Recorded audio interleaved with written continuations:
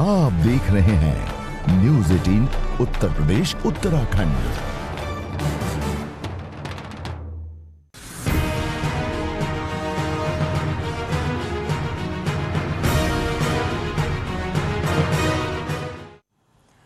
तो आज करहल के कुरुक्षेत्र में अखिलेश हैं अपना नामांकन दाखिल करने के लिए। अब से कुछ देर में वो पहुंच जाएंगे नामांकन स्थल। अपने सैफई से रवाना हो चुके हैं अखिलेश यादव। जिस रथ पर सवार होकर पूरे उत्तर प्रदेश में घूमते नजर आए, आज उसी रथ पर सवार होकर नामांकन स्थली पर पहुंच रहे हैं अखिलेश। तस्वीरें भी अंदर से भीतर से आई और उन्होंने बातचीत भी की। अखिलेश यादव नामांकन के लिए निकले हैं, कुछ देर में नामांकन स्थल पर पहुंच जाएंगे। करहल सीट से आज अपना नामांकन दाखिल करेंगे क्योंकि कल नामांकन की अंतिम तारीख है और ऐसे में आज अखिलेश अपना नामांकन दाखिल करने वाले हैं। करहल सीट की बात की जाए तो यादवों का यहां पर दबदबा रहा है, खासतौर पर अगर समाजवादी पार्टी की बात की जाए तो 3 बार यहां पर इस सीट को फतह की है और अपने लिए सबसे सुरक्षित सीट मानकर यहां पर अखिलेश यादव पहली बार विधानसभा चुनाव लड़ रहे हैं। ऐसे में अब से कुछ देर में अखिलेश पहुंच जाएंगे नामांकन स्थल। तस्वीरें लगातार हम आपको दिखा रहे हैं।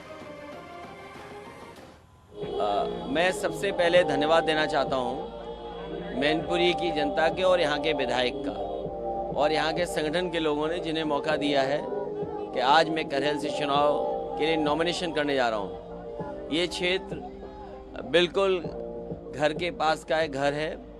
नेताजी का और समाजवादी पार्टी का बहुत पुराना रिश्ता रहा है।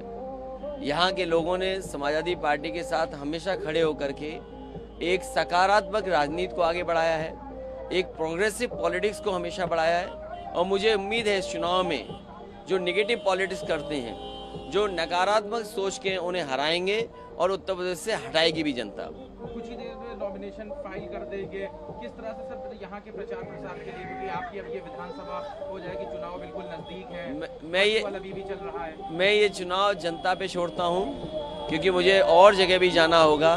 इसलिए मेरी जनता से अपील है कि समाजवादी पार्टी को न केवल करहल से जिताएं बल्कि पूरे चरण में और आसपास जहाँ जहाँ चुनाव हो रहा है समाजवादी पार्टी को मौका दें। समाजवादी पार्टी विकास, खुशहाली और तरक्की के रास्ते पे प्रदेश को ले जाएगी। एक नए प्रदेश का ऐतिहासिक ऊंचाई तक विकास को ले जाने के लिए समाजवादी पार्टी की जनता मदद करे, यही मैं अपील इस मौके पर कर सकता हूं। तो अखिलेश की बातें हमने सुनी। अखिलेश की बातें तो उन्होंने साफ तौर से कह दिया कि उन्होंने अपनी जीत को करहल सीट से तो सुनिश्चित माना है। साथ ही साथ उन्होंने कहा कि उत्तर प्रदेश की जनता उन्हें विधानसभा का चुनाव भी जिताएगी, इस बात की भी उन्होंने उम्मीद जताई है। और इसी पर बातचीत करने के लिए नामांकन स्थल से अमित शुक्ला हमारे साथ और मैनपुरी से अलाउद्दीन हमारे साथ जुड़ गए हैं। पहले अलाउद्दीन के पास ही चलते। अलाउद्दीन, कहां पहुंचा अखिलेश का काफिला? क्योंकि जिस रथ पर सवार होकर उत्तर प्रदेश के अलग अलग जिलों में घूमते दिखाई दिए, आज उसी रथ पर सवार होकर नामांकन के लिए निकले हैं अखिलेश।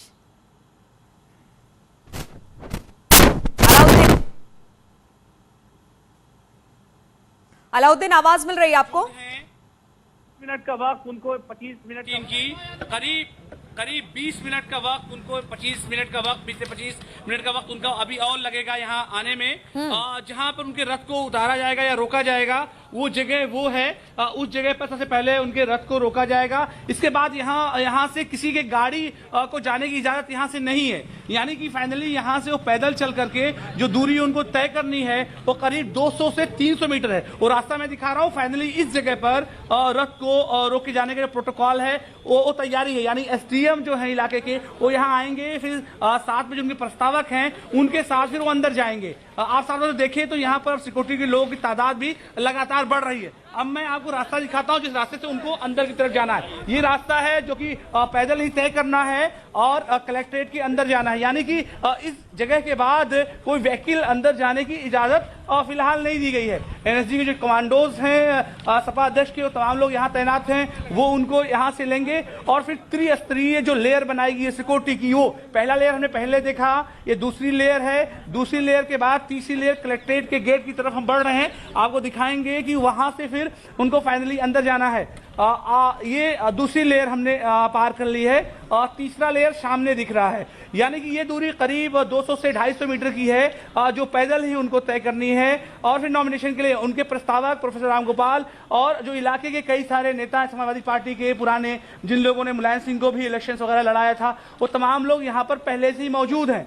और जो ये लेयर दिख रही है सामने जहां पर पुलिस के लोग और सीओ इलाके के खड़े हुए हैं, इस जगह पर आकर के वो पत्रकारों से बात करेंगे, क्योंकि कैंपस के अंदर बातचीत की इजाजत भी नहीं है। तो ऐसे में ये बताया गया है हम लोगों को कि इस जहां मैं पहुंच रहा हूं, आप जो टीवी स्क्रीन पे जो जगह दिखाई दे रही है, इस जगह पर पत्रकारों से बात करेंगे और उसके बाद करहल इलाके के कुछ जगहों पर जाकर वो दौरा करेंगे और फिर वापस हो जाएंगे। और फिलहाल देखिए आप, ये दूरी उनको पूरी पैदल तय करनी है। यानी कि न्यूज़ 18 लगातार अपने दर्शकों को बता रहा है कि किस तरह से नामांकन की प्रक्रिया है, प्रोटोकॉल बिल्कुल। तो 20 मिनट का और वक्त है। जिस तरह से अलाउद्दीन आप बता रहे हैं कि वहां पर पहुंच जाएंगे अखिलेश और उसके बाद 200 मीटर की दूरी तय करते हुए नामांकन स्थल पर जाएंगे और वहां पर अपना नामांकन दाखिल करेंगे। अमित शुक्ला भी वहां जहां पर नामांकन करने पहुंचेंगे वहां पर मौजूद हैं। अमित, आप सपा के गढ़ में खड़े हैं और अब बड़ी सेफ सीट को चुना अखिलेश ने और आज उनका नामांकन है। ऐसे में उत्साह तो कार्यकर्ताओं के बीच में जबरदस्त होगा,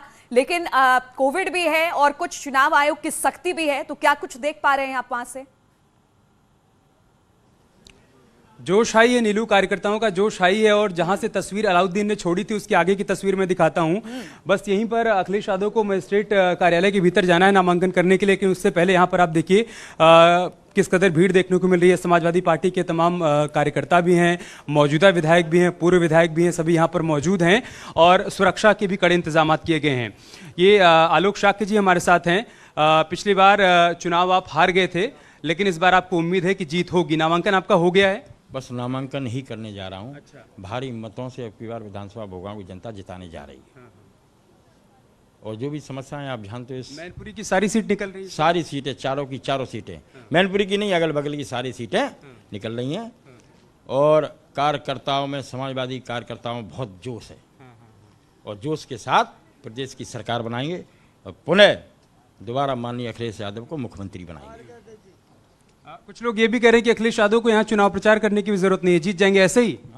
जी 1.5 लाख से ऊपर जीत होगी उनकी। अच्छा जी, कोई जरूरत नहीं है, केवल पर्चा फाइल करने की जरूरत है आज, फिर कोई जरूरत नहीं है। और सामने अगर अपर्णा जी को उतार दिया बीजेपी ने? नहीं, कुछ नहीं, बेटे के साथ सब कुछ भैया के साथ, सब कुछ एक तरफा भैया के साथ, एक तरफा। यही बात सरकार में इधर कुछ काम हुआ है नहीं। अमित, आज सुबह जब हम अखिलेश को सुन रहे थे तो उन्होंने भी यही कहा कि मैं देखिए अपने क्षेत्र में चुनाव प्रचार नहीं कर पाऊंगा क्योंकि मुझे और जगह भी जाना है और मुझे पूरी उम्मीद है, यानी पूरी तरह से आश्वस्त दिख रहे हैं कि अगर करहल से चुनाव लड़ रहे हैं तो यहां से तो जीत सुनिश्चित है उनकी।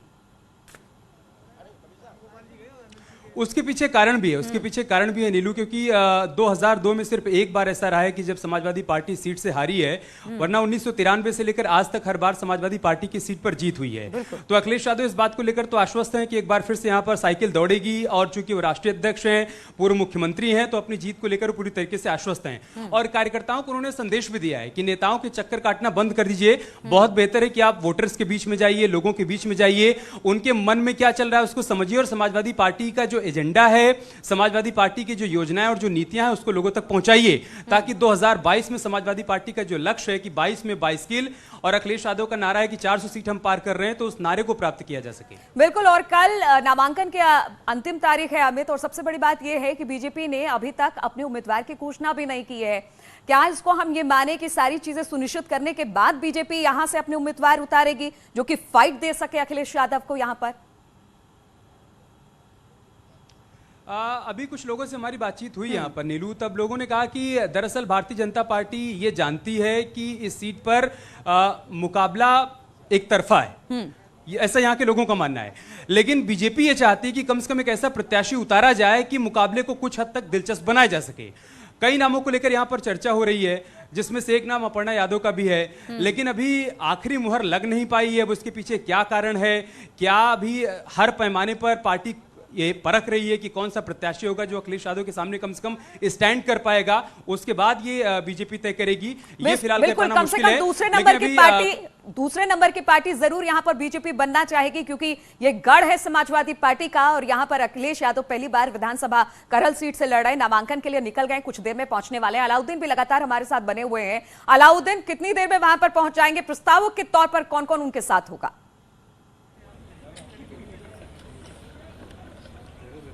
और देखिए 18 किलोमीटर की दूरी अब बची है। उनका लोकेशन है, ये जो है ITI है मैनपुरी की, उससे 5 किलोमीटर उनका रथ अभी है। और क्योंकि शहर के अंदर आना है, आप मान के चले, क्योंकि जो मैनपुरी का ITI हो शहर के एकदम बाहरी इलाके में है, शहर को पार करके फिर कलेक्ट्रेट में उनको आना है।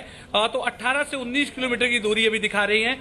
जो दूरी मैप के हिसाब से दिख रहा है उसमें अभी भी 20 मिनट का ही वक्त है। हालांकि कुछ जगहों पर येलो सिग्नल भी आ रहा है, तो यानी कि कुछ जगहों पर शायद ट्रैफिक हल्का हो, तो भी मान के आप चलें कि 20 से 25 मिनट अभी भी लगेगा अगर कोई अवरोध नहीं आता है। और खासतौर से जिस बात का जिक्र आप कर रही थी कि आखिर प्रस्तावक कौन से हैं, तो प्रस्तावक जो 4 हैं वो अलग अलग जातियों से चुने गए हैं। और खासतौर से इस बात का ख्याल रखा गया है कि कॉम्बिनेशन बने। धर्मेंद्र शाक्य हैं पहले जो प्रस्तावक उनके हैं, रामनाथ बाथम हैं, निजामुद्दीन हैं, अहिवरन सिंह जाटव हैं। तो देखिए आप एक कॉम्बिनेशन बनाने की कोशिश की गई है। जो हम लगातार आंकड़े दिखा रहे हैं कि आखिर यहाँ पर जो जातिगत समीकरण है, बिल्कुल प्रस्तावकों में भी बैलेंस बनाने की कोशिश है, और कहीं ना कहीं सीट बंटवारे में भी बैलेंस बनाने की समाजवादी पार्टी ने कोशिश की है। चलिए आप दोनों से बातचीत होती रहेगी। यहाँ पर एक छोटे से ब्रेक के लिए रुकते हैं, ब्रेक के बाद फौरन हाजिर होंगे।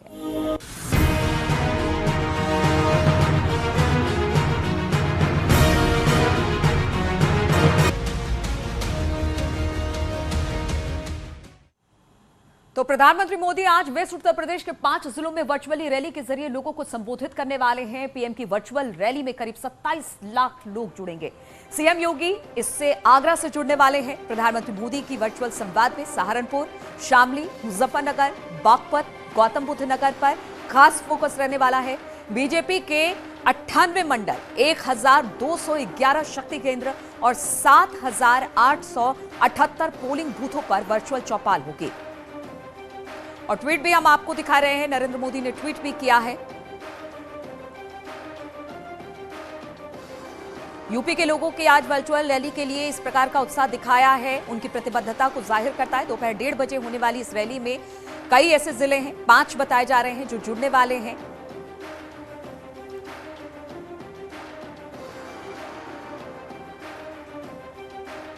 तो प्रधानमंत्री का ट्वीट भी इस वर्चुअल रैली को लेकर आया है। उन्होंने कहा है कि उत्तर प्रदेश की जनता के साथ, 5 जिलों की जनता के साथ वो जुड़ने वाले हैं, संवाद करने वाले हैं।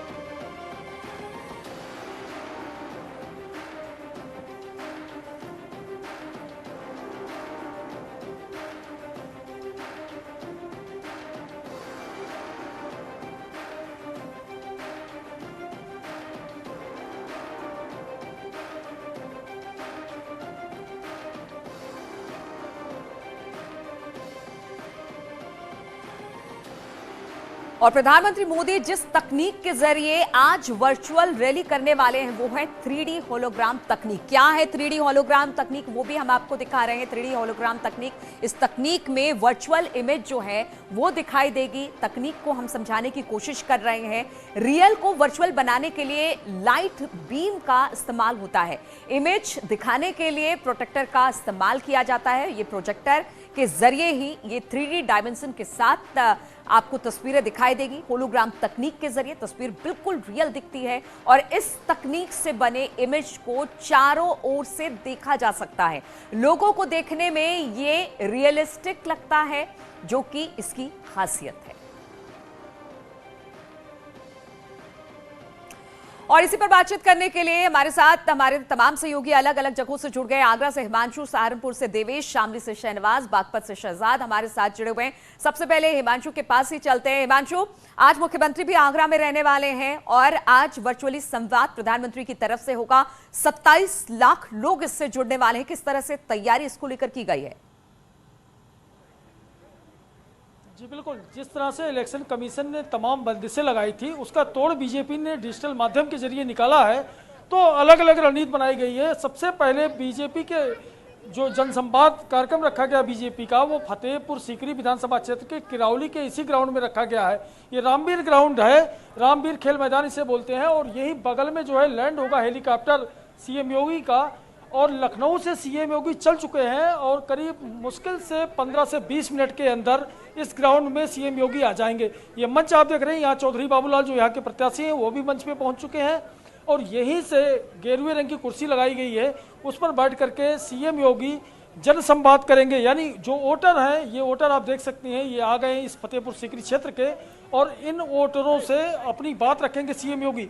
और यहाँ जब वोटरों से संवाद हो जाएगा, उसके बाद 5 किलोमीटर दूर यहाँ से एक विद्यालय है, उस विद्यालय में जाएंगे सीएम योगी और वहाँ जो पीएम मोदी का कार्यक्रम है उसके जरिए जुड़ जाएंगे उसी विद्यालय में। तो उस समय जब पीएम मोदी से जुड़ेंगे सीएम योगी, तब सीएम के साथ सिर्फ 2 लोग और रहेंगे, एक जो बीजेपी के अध्यक्ष वो रहेंगे और स्थानीय जो प्रत्याशी है फतेहपुर सीकरी के बाबूलाल चौधरी वो रहेंगे। तो इसी तरह से अगला जो कार्यक्रम होगा, यानी 3 विधानसभा क्षेत्रों में कार्यक्रम है, इसके बाद फतेहाबाद क्षेत्र में कार्यक्रम होगा और आखिरी कार्यक्रम जो है वो एतमादपुर क्षेत्र में। ठीक है, तो सीएम योगी यहाँ पर पहुंचेंगे, डोर टू डोर कैंपेन करेंगे, बाकी भी बहुत सारे उनके कार्यक्रम हैं। लेकिन इस दौरान जो प्रधानमंत्री का वर्चुअल रैली है उसमें भी वो शामिल होने वाले हैं। हमारे साथ देवेश भी सहारनपुर से जुड़े हुए हैं।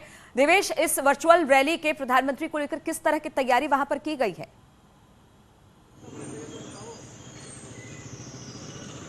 नीलू, मैं आपको बताना चाहूंगा, उत्तर प्रदेश के चुनाव में पीएम मोदी का आगाज हो चुका है। और सहारनपुर की बात करें, सहारनपुर में 7 विधानसभा सीटों में 28 मंडल हैं। 28 मंडल में अलग अलग बड़ी बड़ी स्क्रीन लगाई जाएंगी और वहां वर्चुअल जो है सभी जो 7 विधानसभा के प्रत्याशी हैं वो उन मंडलों में रहेंगे और डायरेक्ट संवाद करेंगे। और प्रधानमंत्री यहाँ मतदाता से भी संवाद कर सकते हैं। हमारे साथ में सहारनपुर शहर के नगर अध्यक्ष हैं राकेश जैन, उनसे बातचीत करते हैं, उनसे पूछते हैं किस प्रकार की तैयारियां हैं। आज कार्यकर्ताओं में बहुत उत्साह है।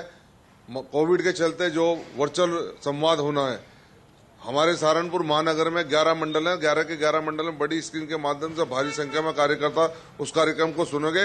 और 2 स्थान जो अग्रवाल धर्मशाला नगर में और देहात में गागा लेडी, वहाँ डायरेक्ट प्रत्याशी से और कार्यकर्ताओं से संवाद माननीय मोदी जी करने वाले। बिल्कुल, तो वहां पर भी तैयारी पूरी की गई है। शहनवाज भी शामली से हमारे साथ जुड़े हुए हैं। शहनवाज, शामली में किस तरह की तैयारी है प्रधानमंत्री की इस वर्चुअल रैली को लेकर?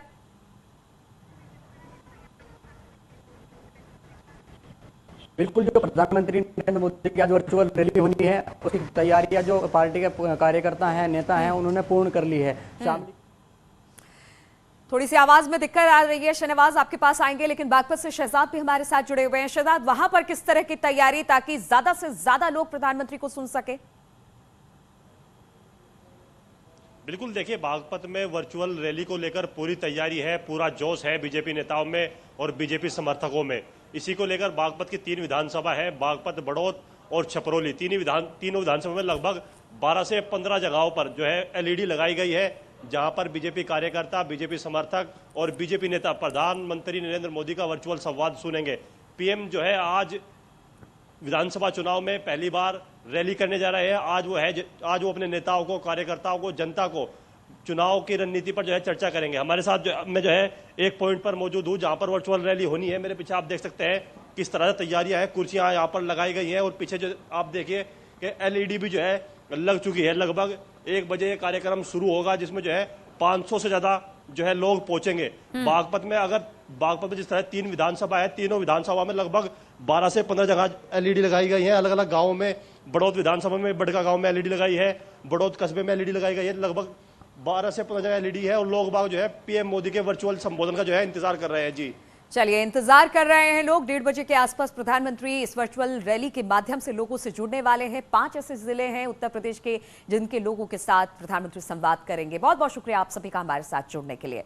और उत्तर प्रदेश विधानसभा को ध्यान में रखते हुए हम लगातार आपसे कुछ सवाल करते हैं। आज का सवाल हम आपको बता दें, उत्तर प्रदेश विधानसभा के पहले अध्यक्ष कौन थे, और इसका जवाब आपको देना है, जिसमें पुरुषोत्तम दास ए, बी आत्माराम गोविंद खेर, सी मदन मोहन वर्मा, डी जगदीश शरण अग्रवाल।